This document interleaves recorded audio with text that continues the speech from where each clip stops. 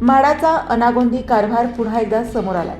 चाकण नगर परिषद हद्दीत असलेल्या बेघर आणि कमी उत्पन्न गटाच्या कुटुंबाला त्यांचा लाभ मिळालेला नाही।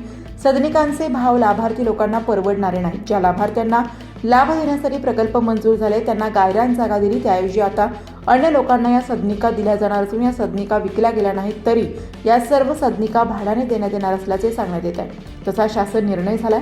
आता प्रधानमंत्री आवास योजनेच्या नावाखाली प्रकल्प उभे करून लाभार्थी वंचित राहणार आहेत। या ठिकाणी असलेल्या ठाकर समाजाला देखील ही घरे घेता येणार नसून आम्हाला आहे तिथेच राहू द्या, आहे त्या ठिकाणी घरे बांधण्यासाठी निधी द्यावा अशी मागणी स्थानिक आदिवासी करत आहेत। दरम्यान म्हाडा प्राधिकरण कारभारावर जनतेत प्रचंड नाराजी असल्याचे दिसून येत आहे। रोहिदास रमेश जाधव। आता इथं राक्षवाडीला आम्ही राहतोय, जवळजवळ आमच्या 3-4 पिढ्या गेलेल्या आहे। आता मग इथं फ्लॅटच्या स्कीमा चालू आहे, पण त्याच्यात काय आम्हाला काय एवढं काय परवडायचं नाही आम्हाला घ्यायला।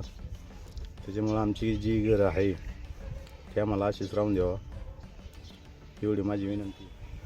आमचे रोकलला जी आदिवासी लोक आहे ज्यांना जसं उठवलं तसं आम्हाला काय उठवू नका। आमची आहे ती तरी घरं आम्हाला राहू द्या। आमची आहे या ठिकाणी आम्हाला घरं पाहिजे, प्रशासनाने आम्हाला साथ द्यावी।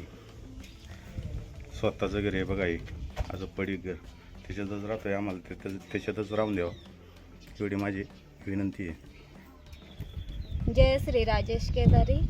इथं फ्लॅट चालू आहे, पण आम्हाला काय माहीत भेटतात का नाही घरं, काय माहीत आता भेटतात का नाही। आम्हाला उठवून लावते नाहीतर नाही लावायची, पण आम्हाला आता इथं जागा आहे म्हणलं आम्ही दुसरे कुठं जाणार आहे, आम्हाला घरं भेटतील का नाही आम्हाला पण भेट